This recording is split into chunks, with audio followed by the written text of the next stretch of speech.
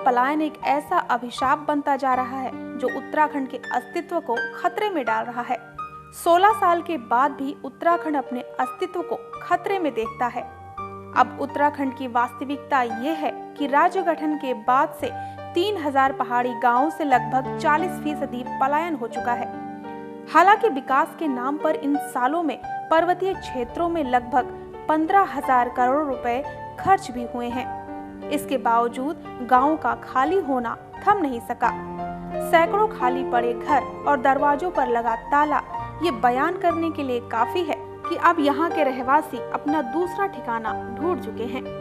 उत्तराखंड एक छोटा राज्य है और उत्तराखंड के पहाड़ी क्षेत्रों से पलायन होना एक बड़ी चिंता का विषय है। हालांकि सरकारों ने समय समय पलायन रोकने के लिए तमाम कदम उठाए, लेकिन पलायन रुकने के बजाय लगातार बढ़ता ही जा रहा है। पहाड़ों से पलायन की सबसे बड़ी वजह सुविधाओं का अभाव होना है।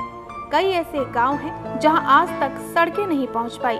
बात सिर्फ सड़कों तक होती तो ठीक था, बल्कि शिक्षा, स्वास्थ्य और रोजगार से जुड़े कई ऐसे सवाल हैं जो लोगों को पलायन के लिए मजबूर करते हैं। सुविधाओं के अभाव के चलते ही लोग अपने आशियाने को छोड़ने के लिए मजबूर हैं। पहाड़ की जो विशेष परिस्थितियों की वजह से ही उत्तराखंड राज्य की मांग की गई। पहले ये माना गया कि दिल्ली में बैठ के या लखनऊ में बैठ के उत्तराखंड के पहाड़ों की समस्या को समाधान नहीं हो सकता है। और हुआ ये है कि लखनऊ से सरकार चल के देहरादून में तो आ गई, लेकिन अभी सरकार को पहाड़ों पर चढ़ना बाकी रह गया है। मुझे लगता है कि पहली बार हरीश रावत ने समझा है, पहाड़ के दर्द को तो समझा, लेकिन पहाड़ के मर्म को जो की समझा है कि आखिर कैसे पहाड़ का पलायन रुक सकता है। जो पहली बार आया है वहाँ की संस्कृति की बात हो रही है, वहाँ की कोदे की मंडुए की बात हो रही है, जंगोरी की बात हो रही है, कौड़ी की बात हो रही है, कि ताकि वहाँ का जो उत्पाद है, लोकल उत्पाद है, उसको सम्मान मिले, उसको उसकी पूरी कीमत मिले, ताकि वो जो पिछलेपन के जो निशानी थी उनको कैश क्रॉप के तौर पर अगर वहाँ उगाया जाएगा, लोगों को कैश मिलेगा मंडुए से, जंगोरे से, कौड़ी से, बाकी जो लोकल प्रोडक्ट हैं, तो वहाँ लोग, वहाँ काश्तकार बढ़ेंगे, रुकेंगे वहाँ पर। तो इस तरह से अब रिवर्स पलायन की करने के लिए वहाँ अट्रैक्शन बनाने पड़ेंगे। और उसके लिए ये है कि जब तक आपका देहरादून में राजधानी रहेगी तो ये समस्या और बहुत जल्दी सुलझने वाली नहीं है। इससे बेहतर ये होगा जो सेंटर ऑफ अट्रैक्शन है, जैसे राजधानी है, आप गैरसैंण है, आपका उत्तरकाशी है, आपका पिथौरागढ़ है, इन जो बड़े बड़े जो पहाड़ी नगरों में वहाँ सेंटर ऑफ अट्रैक्शन वहाँ होने चाहिए। वहाँ बड़े बड़े इंस्टीट्यूट खोलें, होटल खोलें, अच्छे अस्पताल खोलें, इस तरह की बात हो, तब जाके रिवर्स वहाँ आपका पलायन हो सकता है। अगर आंकड़ों पर नजर दौड़ाएं तो उत्तराखंड के ग्रामीण इलाकों में 2.5 लाख से अधिक घरों पर ताले लटके हैं। गांव वीरान हो रहे हैं और खेत खलियान बंजर। एक अनुमान के मुताबिक पिछले 15 सालों में पंचवर्षीय योजनाओं के तहत साल 2014 तक उत्तराखंड में विकास कार्यों पर 50,000 करोड़ रुपए खर्च हुए। इसमें से 15,000 करोड़ रुपए पहाड़ों के नाम बहाए गए, लेकिन अनियोजित विकास और विषम परिस्थितियों की अनदेखी की वजह से पहाड़ी गांवों को कुछ भी हासिल नहीं हुआ। सूबे के विकास का अंदाजा इसी बात से लगाया जा सकता है कि करीब 5,000 गांव आज भी सड़क से वंचित हैं। यही हाल अन्य मूलभूत सुविधाओं के विस्तार और रोजगार के अवसर जुटाने का भी है। यही कारण है कि सूबे में करीब 3,000 गांव पलायन से खाली हो चुके हैं। हालांकि सरकारी आंकड़ों में साल 2011 की जनगणना के अनुसार गैर आबाद गांवों की संख्या केवल 1048 ही है। सूबे के कुछ जिम्मेदार लोग भी इस बात को मान चुके हैं कि प्रदेश के पहाड़ी क्षेत्रों में मूलभूत सुविधाओं का न होना ही पलायन का सबसे बड़ा कारण है।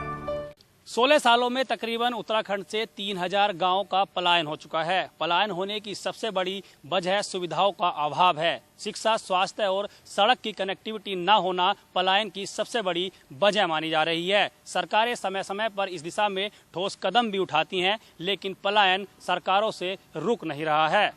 पूर्व मंत्री और बीजेपी के वरिष्ठ नेता त्रिवेंद्र सिंह रावत का कहना है कि अपना घर छोड़ना आसान नहीं है, लेकिन मूलभूत सुविधाओं के अभाव और परिवार के लालन पालन की वजह से लोग पलायन करने के लिए मजबूर हैं। आदमी अपना गांव छोड़ता है, अपना घर छोड़ता है, उस पर उसका सैकड़ों वर्ष से उसका संबंध है उस घर से। और भावनात्मक संबंध है, और इसलिए सामान्य परिस्थितियों में कोई उसको छोड़ना पसंद नहीं करेगा।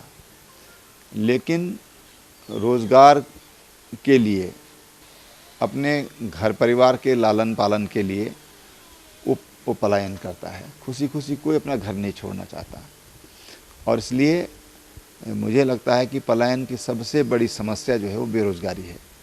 लोगों को लगता है कि बड़े शहरों में कुछ ना कुछ रोज़गार मिल जाता है। लाइफ स्टाइल में भी चेंज आया है। आज हर कोई अच्छा पहनना चाहता है, अच्छा दिखना चाहता है, अच्छे वो खाना खाना चाहता है और सुविधाएं चाहता है। इन चीज़ों का जो अभाव है वो उसको पलायन करने को मजबूर कर देता है। त्रिवेंद्र सिंह रावत ने आगे कहा कि प्रदेश से पलायन की एक वजह रोजगार का न होना भी है। पहाड़ों पर अधिकतर कृषि क्षेत्र बंजर हो गए हैं, जिससे रोजगार में कमी हुई है। साथ ही पहाड़ों पर अच्छी शिक्षा का अभाव भी पलायन को बल दे रहा है। पहाड़ों से पलायन को रोकने के लिए सरकार भले ही बड़े बड़े दावों का ढिंढोरा पीटे, लेकिन सच्चाई तो ये है कि पलायन आज भी हो रहे हैं। पलायन को रोकना इतना आसान नहीं है, क्योंकि जब तक पहाड़ों पर मूलभूत सुविधाएं मुहैया नहीं होंगी तो पलायन का सिलसिला ऐसे ही जारी रहेगा। पलायन एक गंभीर विषय है और उसे उतनी ही गंभीरता से लेना होगा। पंकज राणा के साथ सरिता गुप्ता, के न्यूज़, दिल्ली।